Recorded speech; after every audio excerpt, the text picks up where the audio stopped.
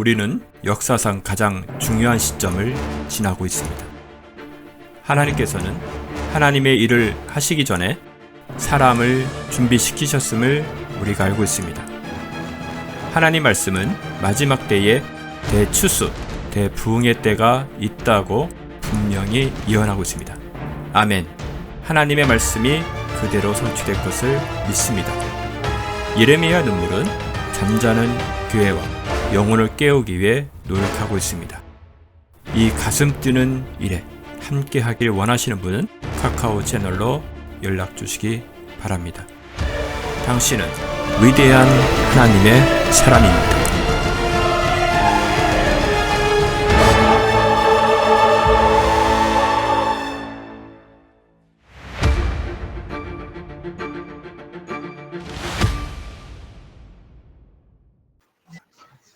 에스겔서 24장 1절에서 5절 우리 같이 합독하시겠습니다. 24장 1절에서 5절 다 같이 일어서서 시작.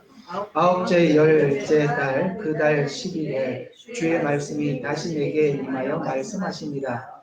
인자야 너는 그 날 이름 즉 오늘을 기록하라. 바벨론 왕이 오늘 예루살렘을 치려고 작정하였느니라. 너는 반역하는 집에 한 비유를 들어 그들에게 말하라. 주 하나님이 이같이 말하노라. 솥 한 개를 걸고 나서 거기에다 물을 붓고 그 안에다 조각들을 모아 넣어라. 또 모든 조각과 넓은 다리와 어깨 고기와 좋은 뼈와 함께 솥에 가득 채우라. 양떼에서 좋은 것을 취하고 또한 솥 밑에 뼈를 살라. 그것을 잘 끓여서 그 안에 모든 삶을 찌니라. 아멘.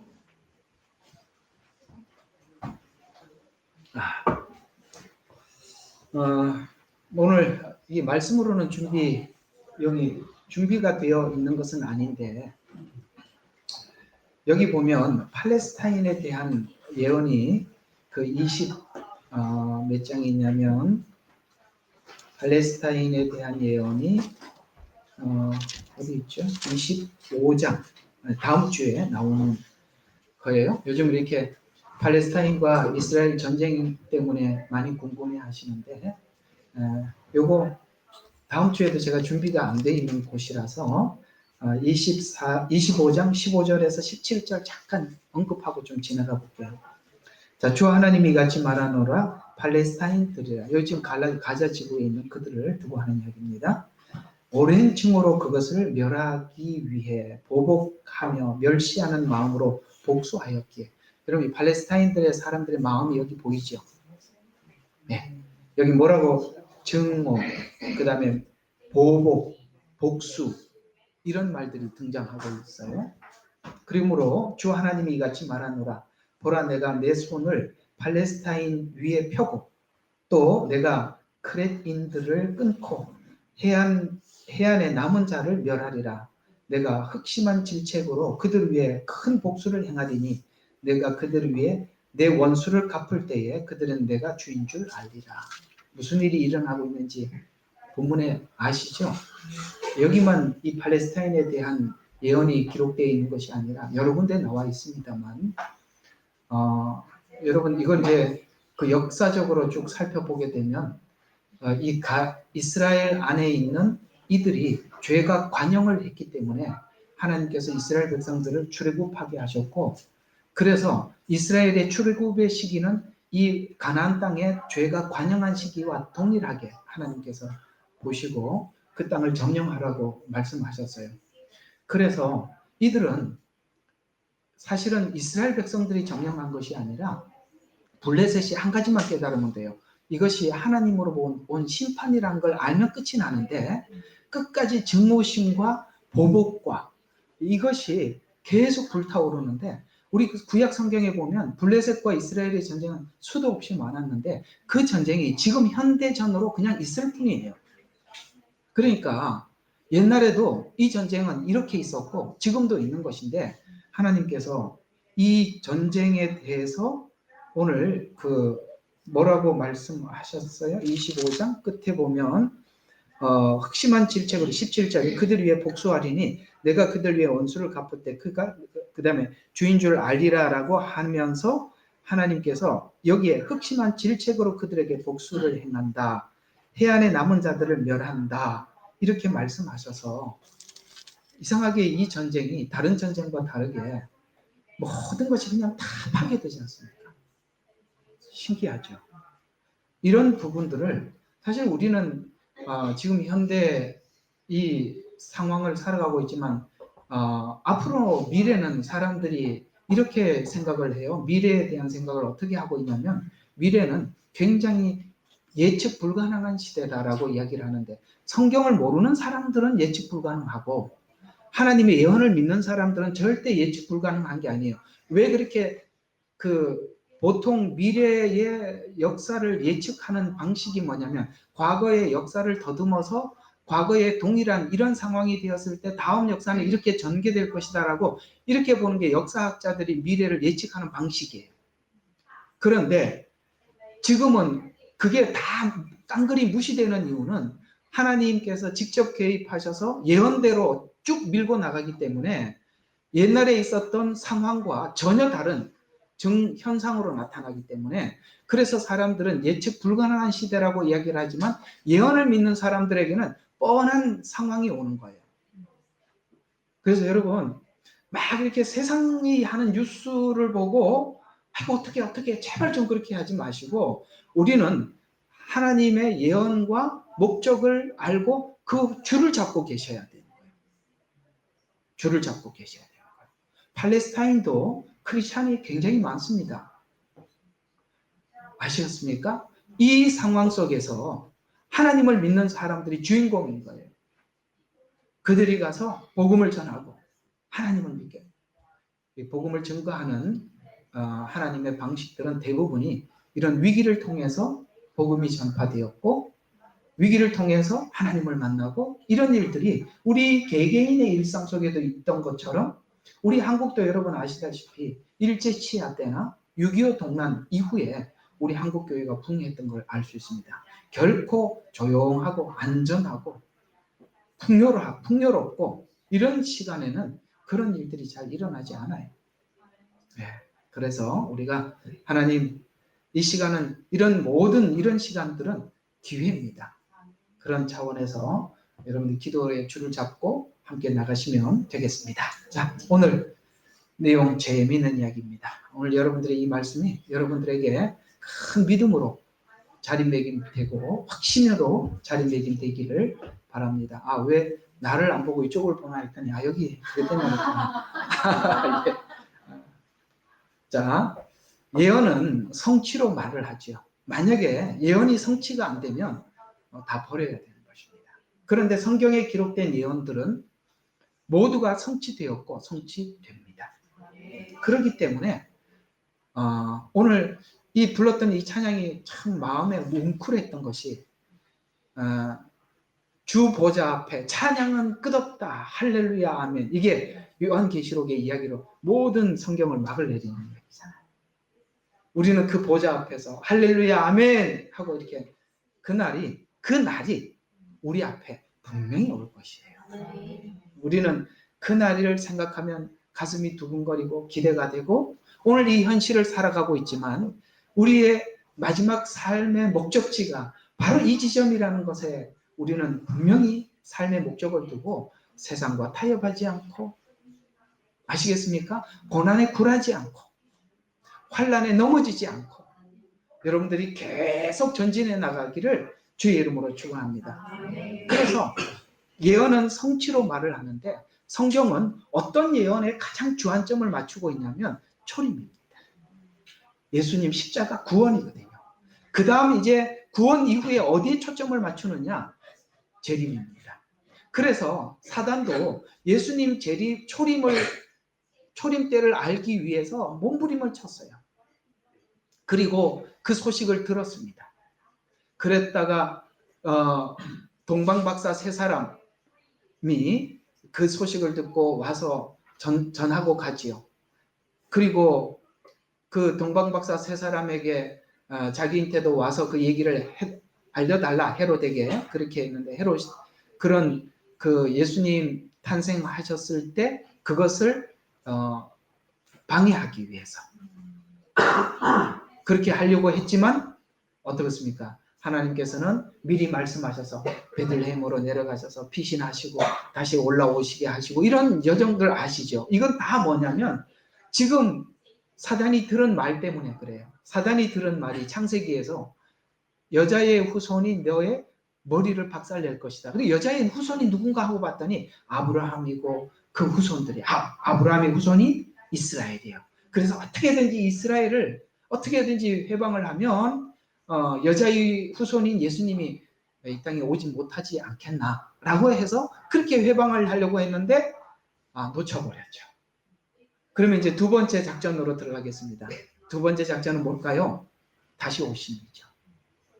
재림을 그토록 방해하는 것입니다. 그래서 이 마지막 때 이렇게 많은 그 이스라엘과 대적하는 모든 사람들이 연합해서 지금 여러분 이스라엘에 전쟁하는 이스라엘 국민들의 마음은 어떤 마음이냐면 이래 죽으나 저래 죽으나 똑같은 거예요. 그들은. 왜냐하면 전쟁하다 죽으나 만약에 전쟁에서 실패하면 모든 세계가 이스라엘 종족을 멸하려고 그러는데 그러니까 사실 그들은 이렇게 죽거나 저렇게 죽거나 똑같은 거예요. 그러니 사생결단을 하고 전쟁을 하는 것입니다. 그러나 이 전쟁 앞에서는 하나님께서 도와주지 않을 거예요. 후반부에 가서 도와줍니다. 왜냐하면 그들이 회개해야 하기 때문에. 그러나 성경에는 분명히 말씀하고 있어요. 하나님께서 적극적으로 그들 가운데 역사하셔서 이 전쟁을 승리로 이기게 할 것이라고. 그래서 보면은 에스겔서에서도 보면 이스라엘을 중심으로 한 그 주변의 심판이 1차적으로 등장하고요. 그 다음에 크게 바벨론과 애굽과 두로의 심판을 길게 예언을 합니다. 그래서 그 주변에 있는 나라들의 심판은 요르단, 지금 가자지구, 그 이스라엘을 중심으로 한 그 땅에 있는 사람들이에요. 그러나 이제 덩치가 크게 모여서 함께 공격하는 애굽이나 바벨론이나 두로가 이제 등장합니다. 여기 두로는 우리 헤즈볼라라고 이해를 하고 있는 지금 레바논 그쪽 지역을 의미하는 거거든요. 근데 이 두로는 하나의 교만, 사단을 상징적으로 표현하기도 합니다. 그 예언이 앞으로 계속 이제 여러분들 이제 예언서 25장, 26장, 27장 가면서 계속 나올 거예요. 그건 이제 앞으로 설명을 해 드리도록 하겠습니다. 그런 것과 같이 하나님이 1차적으로 그 주변을 심판하시고 나중에는 그들이 연합해서 이스라엘을 공격하러 오지만 결국에는 하나님께서 이 모든 전쟁을 하나님께서 승리로 마치게 될 뿐만 아니라 여러분 천년 왕국의 모든 세상의 주인공은 예루살렘이 되는 것입니다. 그게 천년 왕국을 중심으로 해서 온 세상이 천년 동안 평화로 다스려지는 그날이 올 겁니다. 자, 그날은 올 겁니다. 온단 말이에요. 자, 그래서 날과 시간이 다가오기 전에 하나님은 이 날과 시간을 갑자기 오는 게 아니라 하나님을 믿는 사람들에게는 그 날과 시간이 가까이 온다는 것을 때라는 어떤 징조를 통해서 우리에게 계속 보여주고 계시죠. 우리는 그래서 이 징조를 계속 살펴서 예언이 어디까지 왔고 그 다음 예언은 어떻게 성취될 것이며 다음에 무엇이 올 것이고 우리가 다 이렇게 준비하고 가는 거거든요. 그래서 때를 보여주는 것은 어느 날 어느 시간 굉장히 오늘 금방 읽었던 24장 1절을 보면 뭐라고 해요? 아홉째 해 열째 달 그 달 10일에 그 다음에 2절에 보니까 인자야 너는 그 날 이름 그 다음에 즉 오늘을 기록해라 라고 이렇게 오늘 혹은 날 시간 이런 이야기를 하는 걸 보면 많은 날 중에 오늘이라는 그 24시간 중에 어떤 시간이라는 이야기를 해서 하나님이 분명히 개입해서 이 예언을 성취를 이루는 정확한 시점이 있다라고 우리에게 그렇게 말씀해주고 있잖아요. 그렇죠? 이 말씀이 마태복음 24장에 재림을 쭉 설명을 하다가 가장 끝나는 부분에 50절과 51절에 이렇게 얘기해요. 예기치 않는 날, 알지 못하는 시간이라고 분명히 말을 하는데 이건 누구를 이야기하냐면 악한 종을 설명하다가 예기치 않는 날, 그 다음에 알지 못하는 시간이라고 말을 했지만 그러나 착한 종, 하나님의 종들은 이 예기치 않는 날이 아니라 도적같이 오는 날이 아니라 준비된 날을 맞이할 뿐이고 그들은 예기치 않는 날, 그 다음에 알지 못하는 시간을 맞이하는 거지. 이것이 서로 다르다 이 말이에요. 그래서 마지막 때 누구에게 어떤 종에게 하나님의 말씀을 듣고 배우느냐에 따라서 우리가 그 날과 시간을 준비해서 그 날을 맞이할 수도 있고 그렇지 않는 사람들은 전혀 이런 감각이 없이 그것을 맞이하는 사람들도 있게 된다 이런 말입니다. 우리가 요즘 이렇게 교회에서도 전쟁이 일어나고 이스라엘 전쟁에 대한 그 칼럼을 쓴 그런 글들을 보면 너무나도 복음에 대한 이해가 정말 문외한이에요. 이렇게 바보스러울 수가 없어요. 왜 이 모든 하나님의 시간표를 이스라엘에 두었다라고 분명히 성경은 그렇게 말씀하고 있는데 이 많은 분들이 이스라엘에게 두고 있지 않다고 이야기를 하는 거예요. 지금 이런 상황을 보면 주님의 발자국 소리가 문 앞에서 지금 문을 열기 위해서 이렇게 키를 돌리고 있는 소리가 들리고 있는데도 그렇게 보지 않으니까 이게 지금 가장 교회의 1순위로 올라가는 설교가 되어야 하고 알려져야 되는 내용임에도 불구하고 이런 내용에 대한 이야기를 이스라엘을 중심으로 이해하지 못하니까 이 말을 올려놓지를 못하는 거예요. 그래서 참 이게 도대체 뭔지 저도 잘 모르겠지만 참 심각해요. 도대체 성도들을 천국으로 안내하기 위해서 교회를 운영하는 건지 아니면 사람들을 모으려고 운영을 하는 건지 정말 묻고 싶습니다. 정말 이 시간이 얼마나 위기적인 시간입니까? 예언서를 올려놔야 하고 설명을 해야 돼요. 참 저는 하나님의 시간표 안에서 설교를 잘하고 있는 것 같아요. 원래 주일 낮예배 설교는요. 예언서를 거의 안 합니다. 어느 교회에서 주일 낮예배 시간에 예언서를 올리겠어요? 예언서를 설명하려면 그 밑에 기본이 다 갖춰주지 않으면 예언서를 올릴 수가 없어요. 그래서 지금은 너무나도 예언서를 설명해야 되는 시간인데 지금 이 에스겔서를 설명을 하다 보니까 지금 일어나는 현상과 너무 맞물려서 지금 딱 그 지점에 와 있어요. 그래서 참 저는 이게 너무 신기하고 감사해요. 역시 하나님께서 이 설교 내용까지도 강해를 하지만 거기다 맞춰주시는구나 이런 생각이 들어서 사실 오늘 이렇게 준비하면서 굉장히 감사하고 저는 1시간 전부터 여러분들이 오기를 기다렸었습니다. 얼마나 기다리는지 몰라. 이 말씀을 딱 맛있는 거 준비해놨으니까 와서 먹고 가셔야 되잖아요. 그게 원래 참 이게 부모님들이 자식들이 언제 온다 그러면은 며칠 전부터 제가 우리 어머니한테 이렇게 간다고 얘기했더니 어머니 벌써 그 고민하고 있어요. 오면 뭘 맛있는 거 해줄까 이런 생각을 하고 있을 겁니다. 이렇게 교회는 그래야 돼요. 성도들에게 맛있는 말씀을 준비하고 그 오기만을 간절히 기다리고 왔구나. 오늘 이 말씀을 먹여서 보내야지. 그래서 이 말씀을 준비했을 때 내가 느꼈던 그 감격도 저들도 같은 감동을 갖고 돌아가기를 기대하는 마음으로 저는 오늘 여러분들과 함께 말씀을 나눠보도록 하겠습니다. 그래서 그날이 오면 51절에 갈라낸다. 갈라내는데 이쪽으로 갈라내어서 왼쪽으로 갈라내어져서 이를 갈 수도 있다. 자, 그래서 오늘 2절에 보면 이런 말로 그날의 이름, 즉 오늘을 기록하라라고 명한 이유는 바벨론 왕이 오늘 예루살렘을 치려고 작정한 날. 여러분, 바벨론 왕이 오늘 이 날 치려고 작정한 그날은 하나님께서 사단에게 허락한 날이에요. 여러분 요한계시록 하면서 봤죠? 그것을 하나님이 사단에게 허락했다고 말씀하고 있어요. 그런 것처럼 바벨론 왕이 오늘 예루살렘을 치려고 작정한 날이기 때문이라고 말씀하고 있습니다. 이 날을 기록해서 유다 백성들이 이 날을 기억하게 하고 다시는 범죄하지 동일한 범죄를 짓지 않아야 할 것을 교훈하기 위함. 과거로 보면 그러나 이건 이 종말론적 관점에서 우리가 시간을 맞이하고 있는 것은 또 다른 기회가 있는 게 아니에요. 맞지요? 우리에게는 더 이상 기회가 없어요.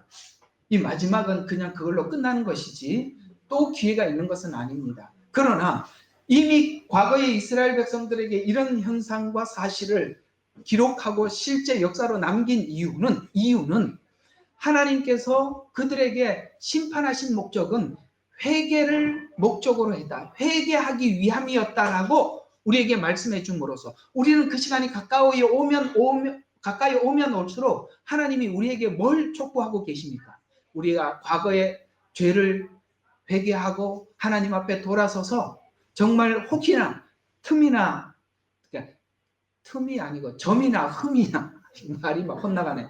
그런 것들이 혹시 있는지 내 옷을 살펴보고 빨고 깨끗이 하고, 그걸 하라고 하나님께서 징조와 시간과 때를 보여주고 있는 거다. 이렇게 말씀하고 있는 것입니다.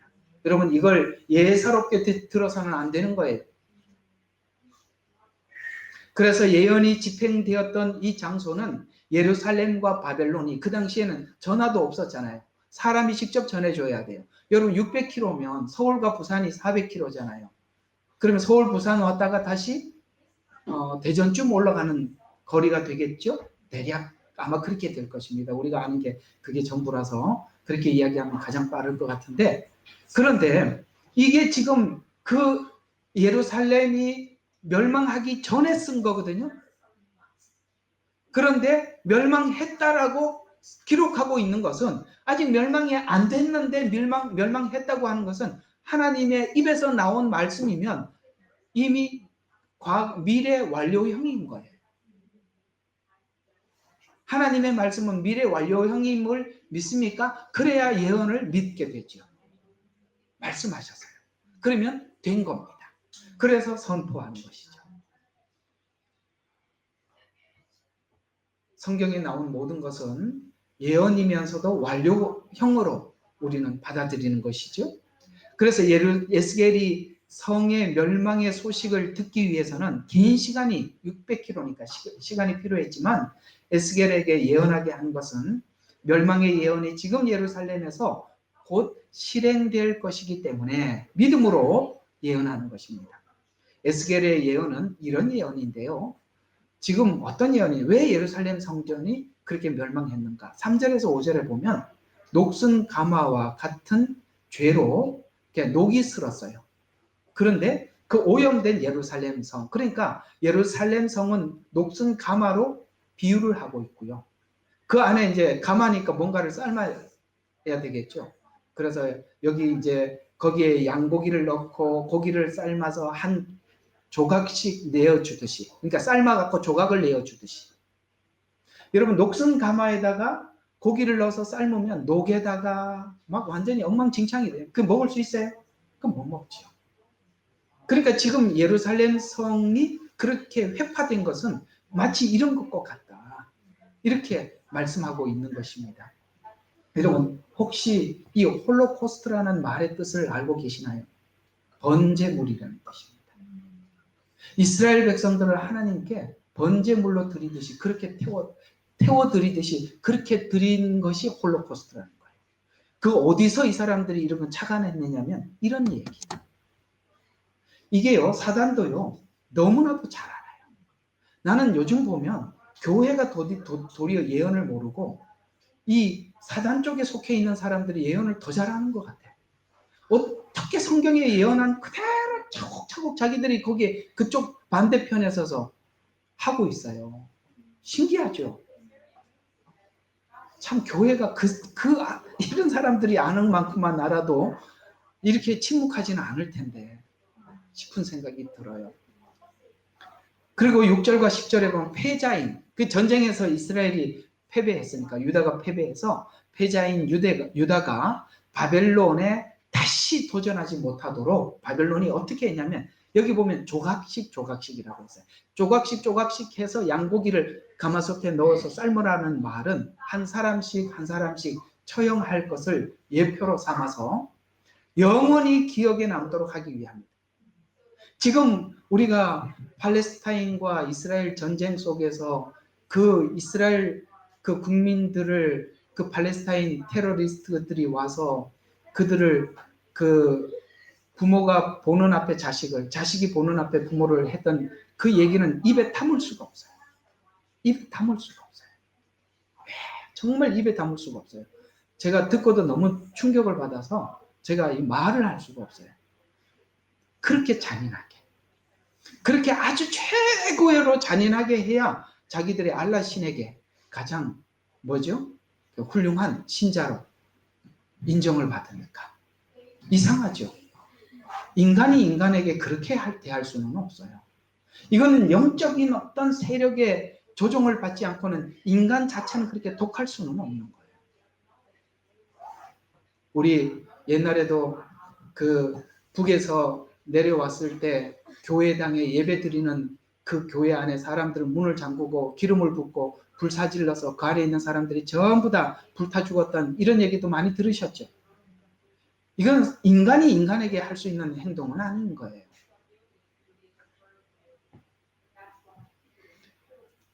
그러나 지금 유대인들은 여기 오늘 본문에 예언한 것처럼 이렇게 처참하고 고통스럽게 죽음을 당하는 것은 두 가지 의미를 담고 있습니다. 이것은 첫 번째로 유다의 죄 때문이라는 것도 있지만 하나님은 이 죄에 대해서는 이토록 냉정하다는 것. 여러분 지옥에 가면서 자기가 하나님 앞에 자기 죄를 고백하고 시인하고 지옥에 가면서 눈물 흘려가면서 절 불쌍히 여겨주세요. 저 가는 게 불쌍하지 않으세요? 하나님은 냉정하십니다. 절대 아이고 저 불쌍해서 어떻게 그거 없어요. 참 하나님의 속성을 아셔야 돼요. 하나님의 자비와 인자는 끝이 없어요. 이 세상에 무엇과도 하늘을 두루마리 삼고 바다를 먹물 삼아도 하나님의 사랑은 기록할 수 없어요. 너무너무 크고 우리 개개인에게 행하셨던 그 은혜는 말로 표현할 수가 없어요. 그래서 딱 한마디 웬 은혜인가 이렇게밖에 이 도대체 뭔지 설명할 수 없는 은혜가 우리를 받은 건데 하나님의 심판은요 얼마나 냉정한지 예수님께 하시는 거 보셨죠? 하나님의 아들임에 불구하고 그렇게 냉정하게 심판하시는 하나님이세요. 왜냐하면 그만큼 하나님은 죄를 싫어하시는 거예요. 여러분 죄를 우습게 여기서는 안 돼요. 이게 죄라고 하나님께서 우리에게 인지해 주시면 그걸 아주 심각하게 고민하셔야 되고 그걸 심각하게 해결하기 위해서 몸부림치셔야 돼요. 11절과 13절은 심판의 목적이 이스라엘의 예루살렘의 곧 죄를 소멸하기 위함이고 하나님의 분노가 풀릴 때까지 심판하실 것이다 라고 하면서 14절에 확고한 심판의 의지를 우리에게 나타내 설명하고 있죠. 우린 잊지 못하고 잊을 수 없는 날이 있습니다. 그리고 잊지 못하고 돌이키지 못할 날도 올 겁니다. 오늘 여기 이스라엘 백성들이 심판을 당하듯 마지막 하나님의 심판대는 우리 모든 인류는 피해갈 수가 없는 것입니다. 불신자들도 부활해서 둘째 사망으로 들어가게 될 것입니다. 이 날을 오늘 여기 에스겔서만 기록하는 것이 아니라 열왕기서에 기록하여서 이것이 역사적인 사실이다라고 말씀하고 있고 예언서인 예레미야서에서도 기록하여서 이것은 예언의 성취였다라고 분명히 우리에게 못을 받고 있죠. 완악하고 폐역한 시간에 한계를 넘는 날이 있기 때문입니다. 지금까지 기다려 주었던 날, 여러분 이걸 잊어서는 안 돼요.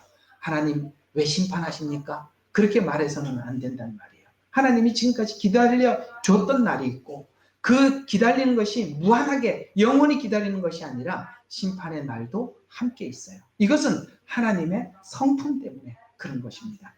여러분 이 하나님의 성품을 잘 설명한 성경의 이야기가 금송아지 사건 이후에 이스라엘 백성들에게 두 번째 돌판을 주시면서 했던 말, 이게 바로 하나님의 성품의 완벽한 두 가지 성품이에요.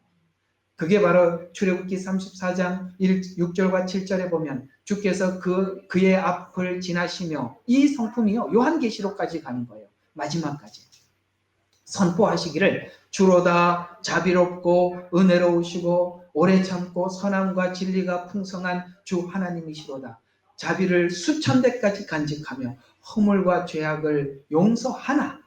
자, 뒤에 말이 이렇게 나옵니다. 범법자는 결코 깨끗하게 되지 않고 심판을 받고. 이게 킹제임스에서는 약간 부드럽게 나와 있지만 다른 데는 굉장히 엄중하게 기록되어 있다는 것을 아셔야 하는 것입니다. 하나님의 두 가지 성품 뭐라고요? 자비롭고 은혜롭고 오래 참으세요. 그 은혜와 자비로 오래 참으세요. 어디까지 참으시냐? 십자가의 죽음까지 참으시는 거예요. 그게 하나님의 속성을 잘 표현해주고 있는 모습이에요. 그러나 하나님의 심판은 범죄자, 죄를 지은 자들에게는 결코 용서함이 없고 깨끗하게 될 수 없다라고 분명히 하나님의 두 가지 속성을 처음부터 밝혀주셨습니다. 은혜와 자비가 풍성하시고 참고 기다리시지만 그러나 심판받을 자들을 결코 그냥 지나칠 수 없는 성품을 가진 하나님이라고 우리에게 하나님을 소개하고 있습니다.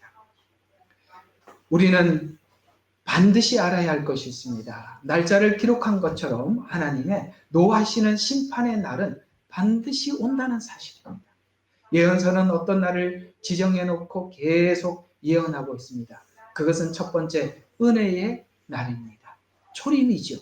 그 초림의 은혜의 날을 우리에게 이렇게 권면하고 있어요. 마태복음 16장 28절과 30절에 보면 수고하고 무거운 짐진 자들아 다 내게로 오라. 그러면 너희가 쉼을 주리라. 나는 마음이 온유하고 아까 출애굽기 34장에서 말씀한 것처럼 온유하고 자비롭고 은혜롭고 이런 이야기겠죠. 그래서 겸손하니 내 멍에를 메고 나에게 배우라. 배우랍니다. 여러분 이건요 기도를 해서 순간 쑥 들어오는 게 아니라 여러분의 일생을 통해서 배우는 것입니다. 주님의 성품을 배우라고 말씀하셨다는 걸 잊어서는 안 됩니다. 그래서 여러분과 저가 하나님 앞에 기도하는 소원도 하나님께 잘 배워지기를 원하는 것이죠. 그걸 뭘 배우라는 거냐면 자기를 부인하고 자기 십자가를 지는 걸 배우라는 거예요. 그래야 뭐가 있냐면 쉼을 얻는데요. 그래야 여러분 죽어야 쉼을 얻는데 살아있으니까 매일 고통스러운 거예요. 이거 이상하게 요새 죽지 않은 이야기를 계속해서 죄송합니다만 오늘 또 해야 되겠습니다. 죽으면 쉰단다만 쉰대요. 죽은 사람이 얼마나 좋은지. 죽은 사람 한번 여기다가 갖다 놓고 발로 차고 욕을 하고 침을 뱉어보세요. 벌떡 일어날 것 같습니까? 가만히 누워 있습니다. 그게 죽은 거예요. 하나님 한 번은 죽겠습니다. 두 번은 못 죽어요. 그러면 사단이 두 번, 세 번 괴롭힐 거예요. 여러분 사단이 어떻게 괴롭히면 이 사람이 살아난지 너무 잘 알고 있는데 가만히 둘 것 같습니까? 우리는 완전히 죽어버려야 돼요. 아멘. 그럴 때 쉼을 얻는데요. 그리고 그 짐이 가볍답니다. 그래서 수고하고 무거운 짐 진 여러분 주님 앞에 자기 십자가를 지고 그 다음에 자기를 부인하는 법을 배우시면 여러분에게 참 큰 쉼을 가져다 주게 될 것입니다. 누가 하나님의 자비를 얻을까요? 내 어깨에 수고와 무거운 짐이 지어져 있음을 믿는 자들입니다. 여러분 한 주간 사시면서 내게 짐이 있다는 걸 느끼셨나요? 근데 두 가지 짐이 있대요. 수고의 짐도 있고 무거운 짐도 있고. 성경은 왜 이상하다? 한 가지 같은데 왜 두 가지로 말을 할까? 두 가지는 의미가 있습니다. 하나는 사망의 짐입니다. 하나는 삶의 짐입니다. 사망의 짐은 예수님께서 십자가에 죽으셔서 생명을 주셨죠. 그 짐을 맡기는 겁니다. 두 번째는 우리가 살아가는 삶의 짐을 하나님 앞에 올려드리는 것입니다. 그래서 두 가지를 구분해서 설명하고 있는 것이죠. 이 짐을 어디서 확인을 하느냐? 율법에서 확인을 하는 거예요. 율법은 죄인임을 알려주는 거거든요. 나는 짐을 지고 있구나. 주님은 짐을 벗겨주러 왔는데 나는 짐이 없어요 라고 하는 사람들은 이 짐이 있는 줄 몰라서 그러는 것입니다. 율법을 받고도 이 짐을 감지하지 못한다면 나는 스스로 위선자임을 자처하는 것입니다. 신앙은 자신과 솔직한 대화와 감정을 하나님 앞에 그대로 솔직하게 시인하는 것입니다. 그래서 항상 말씀을 드리지만 신앙의 가장 큰 적은 내 주변의 사람이 아니라 내 자신입니다. 위선자로 남으면 심판의 날이 예비되어 있습니다. 마태복음 24장은 심판의 날에 대해서 자세히 소개하고 있어요. 위선자들은 하나님의 날을 부인하고 싶어 합니다. 그래서 위선자들은 마지막 때에 대해서 이렇다고 한답니다. 둘째는 심판의 날입니다. 마태복음 24장 48절과 51절에 보면 그러나 만일 악한 종들이 속으로 말하기를 내 주인이 오시는 것이 늦어지리라 하고 자기 동료 종들을 때리기 시작하고 그러니까 늦어지리라 생각을 하면 할수록 여러분 우리가 이런 게 있어요. 주님이 오시는 날이 가까이 옴에 대해서 내가 알려고 애를 쓰고 싶지 않은 이유는 지금 살아가는 삶의 패턴을 그대로 살고 싶은 것이고 미래에 준비한 계획을 차질 없이 그냥 쭉 진행하고 싶은 마음이 있어요. 그러나 이 질서가 순간적으로 하나님이 확 흐트려주지 않으면 우리는 하나님이 말씀하시는 대로 돌아오질 않아요. 그래서 제가 한번 묻고 싶어요. 하나님이 깨트려서 돌아오고 싶으세요? 자진해서 오고 싶으세요? 주님, 자진해서 오고 싶답니다. 예. 우리가 살아보면 그런 걸 참 우리도 많이 저희들 그냥 편하게 이렇게 왔겠습니까? 저희들도 많이 겪어보니까 딱 결론은 거기더라. 좋은 말 할 때 듣자. 이렇게 됐어요. 아주 굉장히 심플한 언어지요. 좋은 말 할 때 듣자. 늦게 하면 할수록 다 잃더라. 배운 게 그거더라고요. 그래서 하나님이 작은 음성도 크게 듣자. 그렇게 된 것입니다. 자, 그래서 주전뱅이들과 함께 먹고 마신다면 종이 예기치 않는 날, 그가 알지 못하는 시간, 그래서 날과 시간이라고 명확히 명시하고 있죠. 그래서 그 종의 주인이 오리니 그러면 주인이 그를 갈라내어서 위선자들과 함께 몫을 지우리니 거기서 울며 이를 갈고 있으리라. 아까 처음에 서두에 말씀하셨던 그 얘기입니다. 그래서 이런 사람들이 누가 그렇게 되느냐? 마태복음 23장과 24장이 이렇게 연결되어서 들어가는 거예요. 그럼 23장은 바리새인들의 위선에 대해서 말씀을 하시다가 24장에 들어갔거든요. 그리고 24장은 재림을 설명을 하다가 너는 위선자처럼 믿느냐, 진실되게 믿느냐라는 이 세 가지 체크리스트가 25장이에요. 이렇게 23, 24, 25장은 굉장히 깊이 있어요. 그런데 위선자라는 말을 안 그러면 위선을 하면 답이 없어요. 위선을 하면 25장에서 말하고 있는 성령이 내 속에 없는 거예요. 여러분 우리가 성령이 우리 속에 들어오면 뭘 하세요? 죄와 의와 심판에 대해서 계속 말해주고 있어요. 위선자들은 주님을 구주로 영접하지 않아요. 자기가 주인이기 때문에 성령님이 그 안에 대해서 들어오셔서 죄와 의에 대해서 아무런 말을 하지 않아요. 그래서 자기가 자기 스스로 결단하고 판단을 해서 덮어버리죠. 자기가 자기를 속이면 그만이에요. 그러나 성령이 우리 마음속에 있으면 이것을 계속 지적을 해서 괴로워서 견딜 수가 없는 거예요. 아셨습니까? 여러분들 괴로운 이유는 성령님이 계속 하셔서 그런 거예요. 만약에 성령님이 안 계시면 내가 나를 모른 척하면 끝이에요.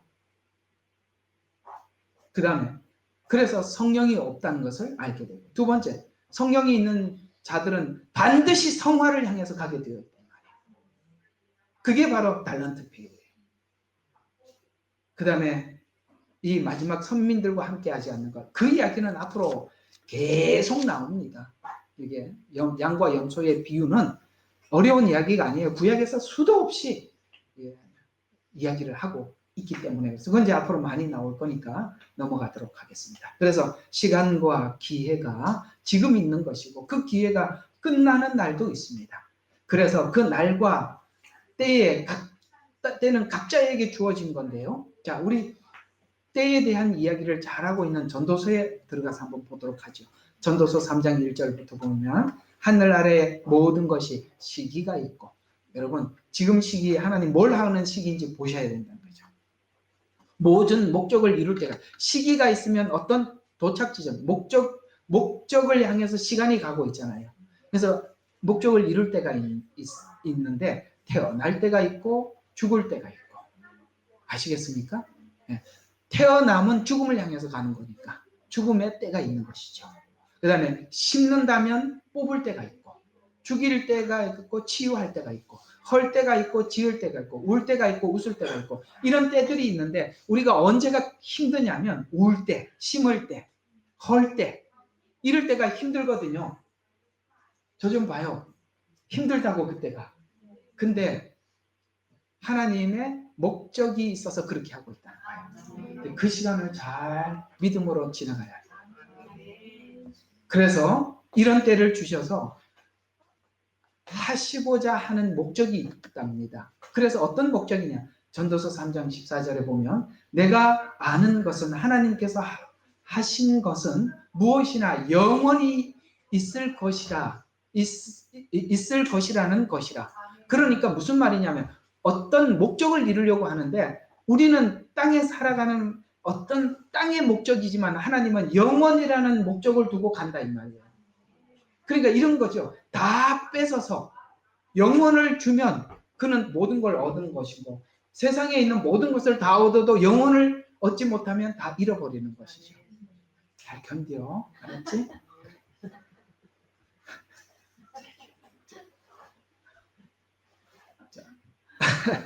그래서 또 아무것도 거기서 뺄 수 없으니 하나님께서 그것을 행하시면 이렇게 잘 견뎌야 돼요. 아시겠죠? 네. 하나님께서 그것을 행하시면 사람들이 그분을 경외하게 하려 하심이라. 목적이 거기라는 거예요. 경외. 우리가 자꾸 그걸 배우는 거예요. 이 방식을 창조 때부터 지속적으로 인류에게 행하고 계셔요.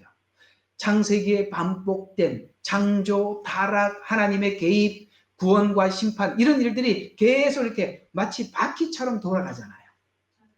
그런 것처럼 출애굽기에도 심판과 구원 이런 방식이 이어지고 사사기에서도 어떤 룰이 계속 돌아가는 거죠. 그래서 결국은 이렇게 돌리고 돌려서 어디로 간다? 영원으로 가기 위해서 하나님께서는 이런 일들을 우리 생애에 계속 반복하고 있다. 이렇게 말씀하고 있습니다. 전도서 3장 15절 그러니까 전에 있었던 것이 지금 있고 앞으로도 있을 것이 이미 있었으니 하나님께서 지난 것들을 요구하시는 것보다 어떤 것을 요구하느냐? 내 안에 움직이고 살아있는 죄를 보게 하셔서 이게 중요한 거예요.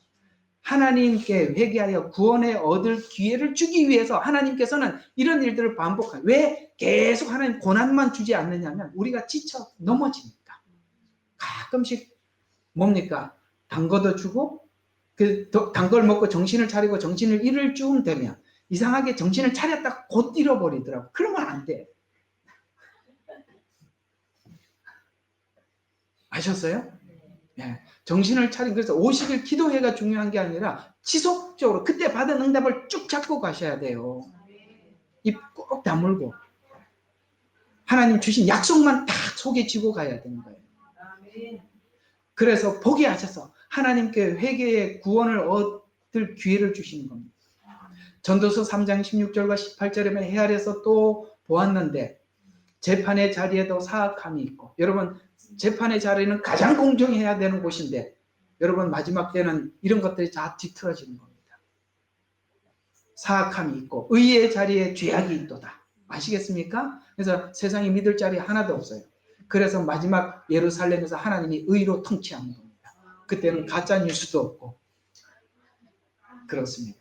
그래서 내가 내 마음속에 말하기를 하나님께서 의인과 악인을 심판하시리라. 이 모든 목적과 모든 일의 때가 거기 있음이라 하였도다. 내가 사람들의 아들들의 지위에 관하여 내 마음에 말하기를 하나님께서 그들을 드러내사 아까는 죄악을 드러내사 그들로 자신들의 짐승이라는 것을 보게 하소서. 아멘. 야, 내가 짐승이 맞구나. 정말 나는 인간인 줄 아는데 정말 짐승이구나. 본능대로 움직이고 있더라. 이 본능을 아무도 잡을 수가 없어요. 그건 하나님의 사랑만이 그 본능을 절제로 잡는 거예요. 그게 성령의 은혜인 거예요. 아멘.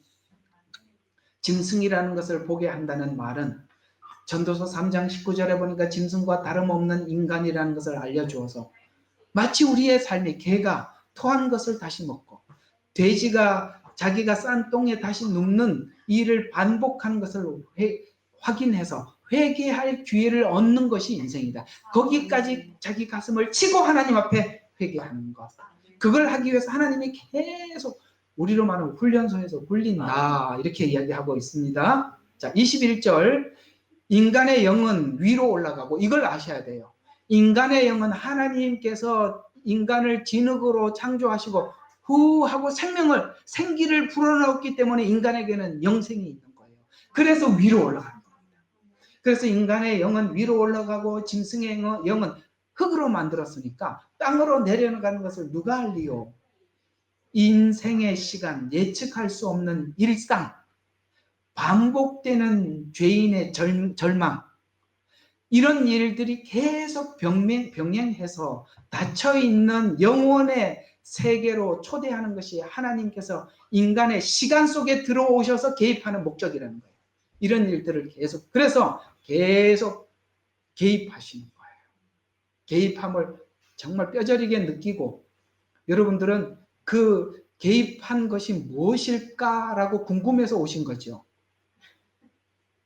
오늘 한 주간 하나님 개입하신 사건이 도대체 뭔지 알고 싶어서 오신 거잖아요. 그래야 정상적으로 교회 오셔요. 그래야 안 졸고 가는 거예요. 아무 생각 없이 오시면 졸다가 가는 거고, 아무 생각 없이 오면 몸만 앉아있고 생각은 딴 데가 있으면 절박하지 않으니까 들을 게 없죠. 그래서 우리가 예배를 위해서 기도해야 되는 기도 제목 중에 중요한 것은 뭐냐면, 하나님 성령 안에서 우리가 살고 성령 안에서 예배하고 성령 안에서 말씀을 전해서 우리가 서로 성령 안에서 이 설교가 만나게 해주세요. 이 만남이 예배 시간마다 있지 않으면, 여러분, 우리가 이렇게 듣고 살아도 우리가 살기 힘든데, 아니 뭐 한 주 졸다 가면은 14일 동안 뭐 할 거예요? 얼마나 힘들어요. 그렇죠. 주일날 한 번만 예배 드리는 교회 같으면 그거 먹고 어떻게 살겠습니까? 살 수가 없어요. 예. 우리는 매일 들어도 정말 우리에게 필요한 말씀드린 것입니다. 그래서 유다 백성들은 그날이 다가오고 있다고 여러 선지자들을 통해서 계속 지적해 왔습니다. 경고가 현실로 다가오고 있다는 것이죠. 마지막 때 거짓 선지자들은 미혹의 때가 아직 아니다. 하나님은 심판하는 분이 아니다. 사랑이 많으신 하나님이라 모두 용서하신다 라고 속여서 결국 모든 사람들, 그걸 믿고 있는 사람들은 가마솥에 포기가 되고 말 것입니다. 하나님이 주신 이 시간은 옵니다. 예루살렘의 성이 심판을 받았듯이 우리 모두의 운명의 시간은 다가올 것입니다. 인생의 종말이 있듯이 세상의 종말도 있는 것입니다. 이것이 시간 속에 살아가는 우리들의 한계인 것입니다. 시간은 기회를 얻는 것이죠. 이 시간 안에 영혼을 선택하는 것이고, 이 선택을 하도록 여러 일들을 병행하여서 우리의 인생을 수고롭게 하는데, 그것이 기본적으로 남자에게는 땀을 흘리고 수고하는 것이요, 여성은 해산의 수고를 더해 아이들을 키우는. 그래서 이 두 가지 방식을 경험하려면 결혼을 해야 돼요. 넘어갑시다. 이것이 시간과 인생에 대한 성경의 설명입니다. 그래서 성경은 이 모든 메시지를 한 군데 끌어모아서 우리에게 강하게 선포하고 있습니다. 그것이 바로 베드로후서 3장 10절과 14절. 여러분, 이 종말론을 부인하는 사람들이 굉장히 싫어하는 성경이 베드로후서예요. 자, 거기 보면 이런 말씀이 있어요. 주의 약속이 어떤 사람들이 더디다고 생각하는 것 같이 더딘 것이 아니라 오직 우리에 대해서 오래 참으시 아무도 멸망하지 않고 다 회개에 이르려 하려 함이심이라. 그러나 주의 날이 밤에 도적같이 오리니 그 날들에는 하늘들이 굉장한 소리를 내며 사라지고, 여러분, 천년 왕국이 끝나고 난 이후에 있을 일을 이렇게 표현하는 것입니다.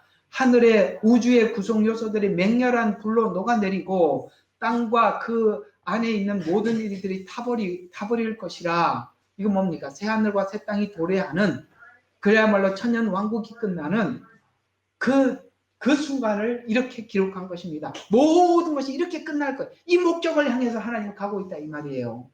그래서 14절에 우리 같이 시작. 그러므로 사랑하는 자들아, 너희가 이런 것을 기다리고 있으니 점없고 흠없이 평강 가운데 그분께 발견되기를 힘쓰라. 아멘. 자, 이게 목적인 거예요. 자, 오늘 이야기들을 결론적으로 말씀을 드리면 예언서의 시간과 날을 특별히 기록하라는 말을 통해서 그 날, 그때 알지 못하는 시간이 다가오고 있음을 오늘 감지한다면 자신의 위선과 한계를 인정하고 하나님 앞에 모든 걸 맡기고 회개하여야 하는 것입니다. 요한계시록의 예언을 할 때 이 내용을 깊이 담아 이렇게 시작하고 있습니다. 요한계시록 1장 3절에 보면 이 예언의 말씀을 지켜라. 그때가 가깝다. 8절에 보면 나는 알파와 오메가요. 시작과 끝이라. 주 곧 지금도 계시고 전에도 계시고 앞으로 앞으로 계실 전능하신 분이 말하노라. 나는 알파요 오메가요 처음과 마지막이라. 이렇게 말씀하고 있어요. 주님은 창조를 시작하셨고 창조를 마치실 것입니다. 그래서 18절에 보면 나는 살아있는 자며 죽은 자였으나 보라 영원 무궁토록 살아있노라. 내 안에 있는 사람은 죽지 않고 나처럼 산다. 그래서 보라 영원 무궁토록 살아있노라. 아멘. 또한 지옥과 사망의 열쇠를 가졌노라. 사망의 권세. 이것이 무엇입니까? 심판. 사망을 이긴 부활의 권세. 영원한 구원도 심판도 십자가를 통해서 심판하시기도 하고 십자가를 통해서도 구원하시기도 하고 그렇게 하신다는 것입니다. 이 사실을 믿는 자들은 이 예언을 말씀하시면서 우리에게 권면한 말씀을 지키게 될 것입니다. 기도하고 마치겠습니다.